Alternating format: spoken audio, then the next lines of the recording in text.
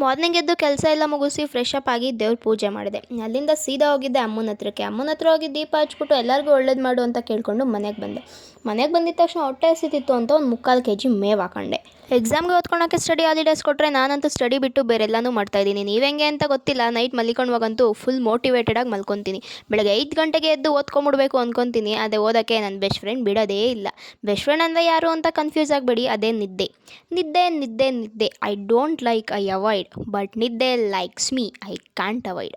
ಬೆಳಗ್ಗೆ ಅಂತೂ ಓದಿಲ್ಲ, ಮಧ್ಯಾಹ್ನ ಓದೋಣ ಅಂದರೆ ಮಧ್ಯಾಹ್ನನೂ ನಿದ್ದೆ ಬರುತ್ತೆ. ಹೋಗ್ಲಿ, ಮಧ್ಯಾಹ್ನ ಮಲ್ಕೊಂಡು ನೈಟೆಲ್ಲ ಓದೋಣ ಅಂದರೆ ನೈಟ್ 9 ಗಂಟೆ ಆಗ್ತಿದ್ದಂಗೆ ನಿದ್ದೆ ಬಂದ್ಬಿಡುತ್ತೆ. ಕೆಲವೊಬ್ರು ಹೇಳ್ತಾರೆ ನಿದ್ದೆ ಮಾಡೋಕ್ಕೂ ಯೋಗ ಇರಬೇಕಂತೆ. ಮೋಸ್ಟ್ಲಿ ಆ ಯೋಗ ನನಗೆ ಡಬಲ್ ಅಲ್ಲ ತ್ರಿಬಲ್ ಇದೆ ಅನಿಸುತ್ತೆ. ರಾತ್ರಿ 2 ಗಂಟೆ 3 ಗಂಟೆ ಅದು ಮಲ್ಕೊಂಡಲ್ಲೇ ಇರೋ ಪ್ರಜೆಗಳು ಯಾರಾದರೂ ಇದ್ದರೆ ಅದು ಹೆಂಗೆ ನಿದ್ದೆ ಕಂಟ್ರೋಲ್ ಮಾಡ್ತೀರಾ ಅಂತ ನನಗೆ ಕಮೆಂಟಲ್ಲಿ ತಿಳಿಸಿ. ಮತ್ತು ಇವತ್ತಿಗೆ ಸಾಕು ಅನಿಸುತ್ತೆ. ಮತ್ತೆ ಮುಂದಿನ ವೀಡಿಯೋದಲ್ಲಿ ಸಿಗೋಣ. ಬಾಯ್.